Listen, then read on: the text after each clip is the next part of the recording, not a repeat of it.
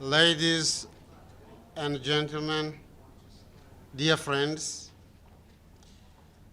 I would like to make a statement on behalf of the elected members of the Security Council who are Algeria, Ecuador, Guyana, Japan, Malta, Republic of Korea, Sierra Leone, Slovenia, Switzerland, and my own country, Mozambique. It is a historical day for the Council. For the first time ever, we sponsored and the Council adopted the resolution on the question of Palestine.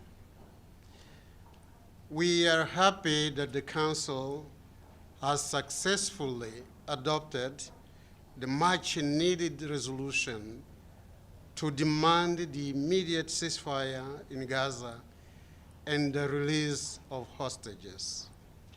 It also demands that the parties comply with their obligations under international law in relation to all persons that they detain. It is our hope, it is the hope of the E10 that the resolution adopted today will be implemented in good faith by all parties and will help ease the suffering of the population in Gaza. Humanitarian aid must flow immediately and without delay. We also hope that this resolution will pave the way for more positive perspectives towards a lasting peace in the Middle East.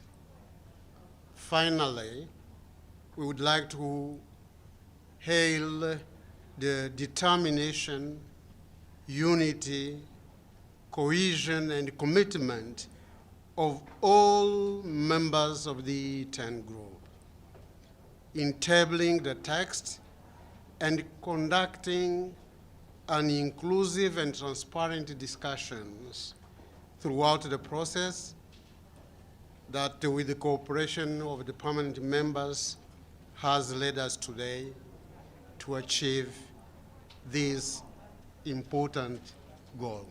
I thank you. Thank you, Ambassador. In her remarks, thank you very much, Ambassador. Nadia Situma from Al Jazeera English. In her remarks to the Security Council following the adoption of the ceasefire, Ambassador of the United States, Linda Thomas-Greenfield, mentioned that this is a non-binding resolution. What is your reaction to those comments? I will invite other colleagues to respond. I can respond to that. Yeah. We have a legal expert. Oh, under the Charter, all Security Council resolutions are binding, and every member states are under the obligation to implement those resolutions. But I still invite the maybe legally speaking, it's non-binding because in accordance with the UN Charter, all Security Council decisions must be implemented and legally binding, but this resolution did not use the word decide. And it did not invoke Chapter 7 of the Charter, so legally speaking, it may not be legally binding, but morally, I mean, as I said in my statement, this reflects the consensus of the international community, so it should be implemented. All United Nations Security Council resolutions are binding and mandatory. I have been a member of the International Law Commission for 15 years and president, and I know what I'm saying. Thank you, Okay?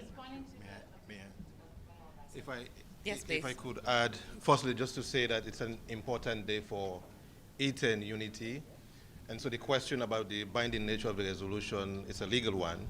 And following the view of the parliamentary representative of Mozambique, who was a member and chair of the ILC, being a legal practitioner myself and being part of the Sixth Committee for over 5 years, I will say it is binding. And it's not just my words, it's also the words of the International Court of Justice in the advisory opinion 1971, advisory opinion given by the ICJ. So I think it should be clear to everyone that this resolution is binding on the parties. Thank you. Can I follow up on comments about Chapter 7 and how if it's not a Chapter 7 resolution, it's not legally binding, as the ambassador from the Republic of Korea has mentioned? I think you had the answer already. Thank you very much. Thank you. But I invite you to have some international law with me.